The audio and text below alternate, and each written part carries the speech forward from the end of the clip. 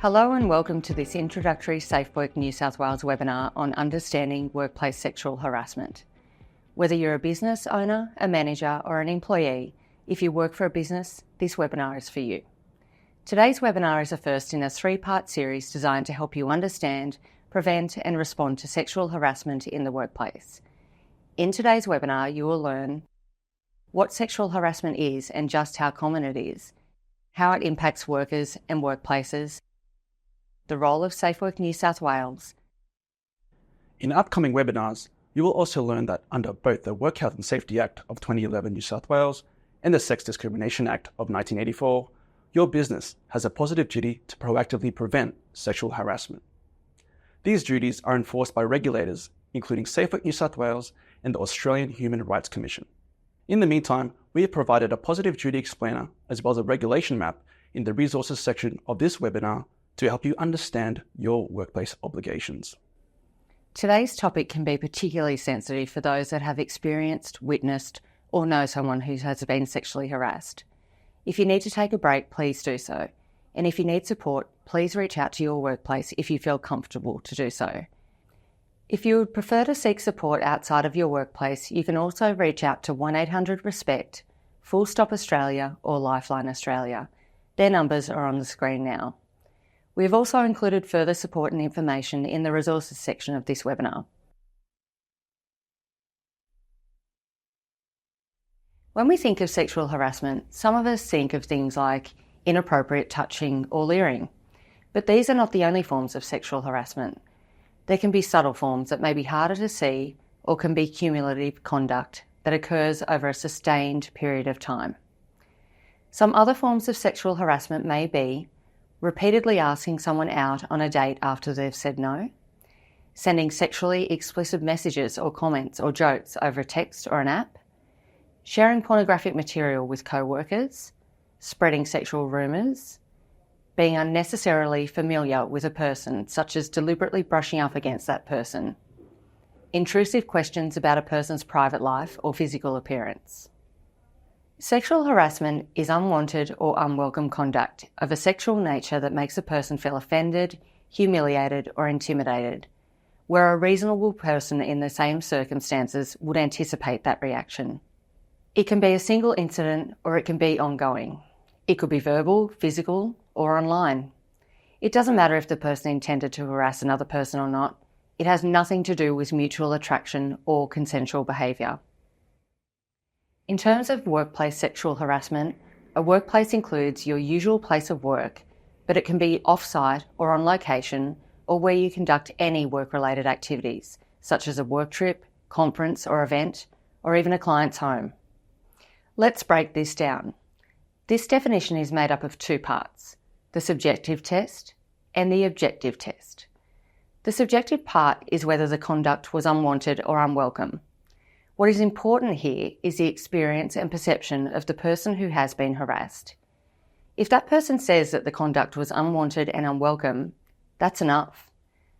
It is important to remember that there are things that one person might be okay with and another may not be. The objective test is when we talk about a reasonable person. This means we're not just asking whether the person who was harassed was offended, humiliated or intimidated, but whether a hypothetical, reasonable person would react to the behaviour in the circumstances. What is reasonable will depend on the context of a particular situation. For example, the gender, age and other attributes of the people and the nature of the relationship between them. If you find yourself thinking that something is not sexual harassment because you yourself wouldn't have been offended, you could test that by thinking about what your children, parents and friends would think. Also, consider whether someone quite different to you could have been reasonably offended, humiliated or intimidated by the behaviour. So now that we know what sexual harassment is, how prevalent is it in the workplace? The latest data from the Australian Human Rights Commission has found that 1 in 3 people have been sexually harassed at work in the last 5 years to 2022. As we dive a little deeper into the data, we find that certain groups are more greatly affected by sexual harassment than others. Women are more likely to experience sexual harassment than men, with 41% of women and 26% of men reporting they have been sexually harassed. Young workers experience higher rates of sexual harassment at 45%, those with a disability at 48%, those who identify as LGBTQIA+ at 46%, and Aboriginal and Torres Strait Islander people at 56%. You might be thinking, but I haven't been sexually harassed, and I don't know anyone who has. But the chances are that someone close to you has actually been harassed, and you just don't know about it. Sexual harassment is vastly underreported, which means it often goes unseen. For too long, it has been ignored or even accepted as commonplace, meaning people who experienced it didn't speak out for fear of their experiences and hurt being minimized. That's changing.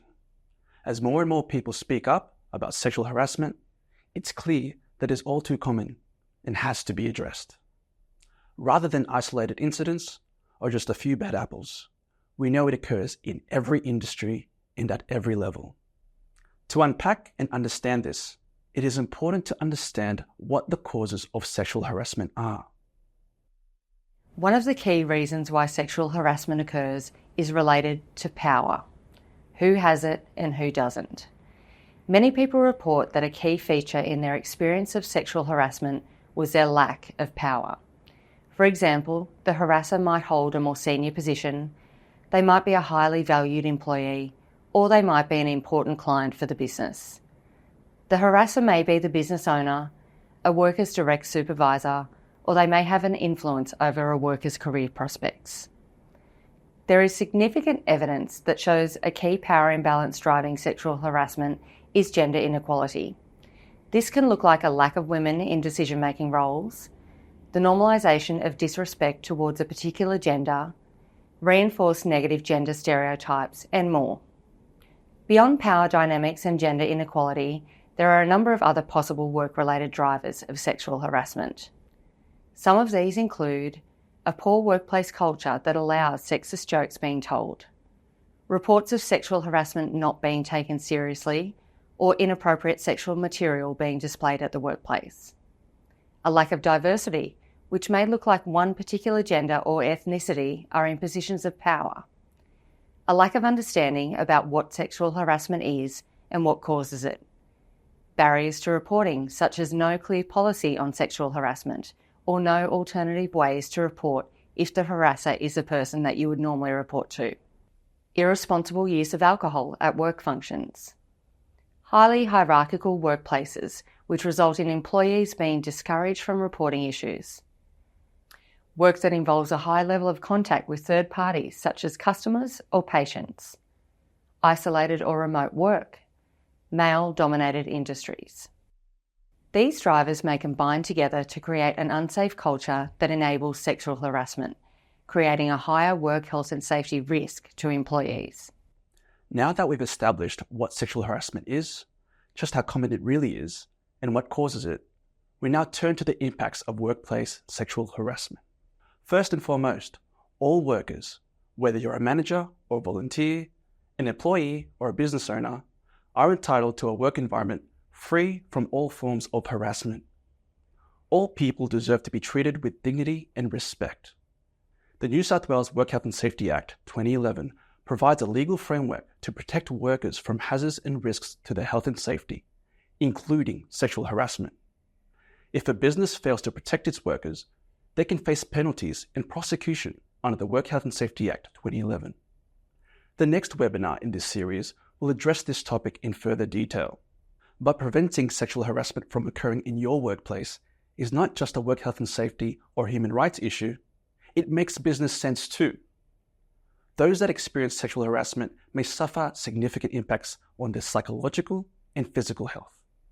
They can experience stress, depression, anxiety, and post-traumatic stress disorder, and they may suffer physical injuries as well. This can lead to more work absences, decreased job satisfaction, and a decreased commitment to the organization, especially if the workplace has poorly handled their sexual harassment complaints. And it can result in workers suffering an injury or leaving the workplace entirely. This can hinder a person's career and earning capacity and can have flow-on impacts throughout their life and for their family. All this costs the business money in lost productivity, replacement of staff, disruptions to work, and more. In today's modern world, there is also a significant reputational risk to businesses. This can impact the ability of the business to attract and retain staff and customers alike.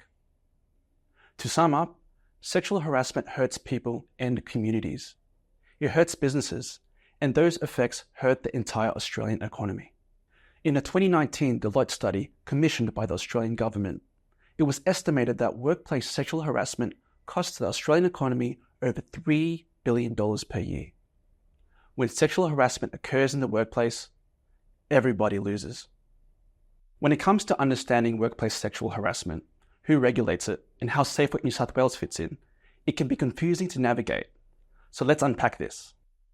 There are several state and federal government agencies that play a role in addressing workplace sexual harassment in New South Wales, each with their own enforcement and compliance powers. Today, we'll talk about SafeWork New South Wales. Put simply, as the main work health and safety regulator for New South Wales, the role of SafeWork is to ensure the health and safety of workers across the state. Through advice, education, and enforcement, we work with the community and businesses to create healthier and safer workplaces, free from physical and psychological harm. Sexual harassment often results in either or both of these harms. SafeWork New South Wales may visit your workplace to check whether there has been a breach of work health and safety obligations and to make sure your workplace is taking reasonably practicable steps to prevent workplace sexual harassment. Review your workplace's policies and processes, interview staff members, take photos or recordings to gather information to ensure your workplace is meeting its work health and safety obligations, not only in writing, but in practice too. Under Section 155 and 171 of the Work Health and Safety Act of 2011, SafeWork New South Wales has the power to obtain information and require the production of documents and answers to questions from businesses. If a workplace isn't meeting its obligations to protect its workers from harm, we may issue an improvement notice directing a person or business to take action to address an identified risk to workers or others in the workplace. Issue a prohibition notice to stop any activity that creates an immediate risk to workers or visitors in the workplace.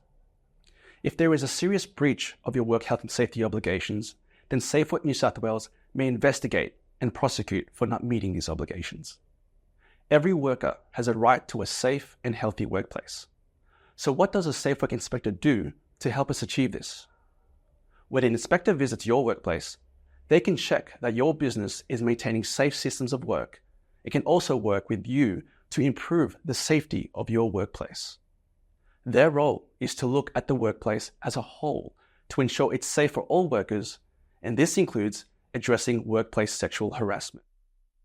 SafeWork New South Wales does not manage individual disputes and cannot decide on whether a person should have their employment terminated, nor do we provide remedies such as compensation or mediation. There are other agencies in this space, including the Australian Human Rights Commission, Anti-Discrimination New South Wales, the Fair Work Commission, and New South Wales Police Force. Each agency has separate roles and powers. We won't look at these agencies today, but included in the resources section of this webinar, you'll find a guide to reporting options for New South Wales workers, as well as a regulation map, which explains each of these agencies, who they are, what they do, how to report to them, and more. Depending on the outcome being sought, a worker can and may report to more than one agency if appropriate. To recap, you now know what sexual harassment is, that it's extremely common but often hidden, and who is most affected by it. You know what some of the causes of sexual harassment are and the impacts it has on individuals, businesses, and the broader economy. You now also know who SafeWork New South Wales is and the role we play in eliminating sexual harassment from the workplace.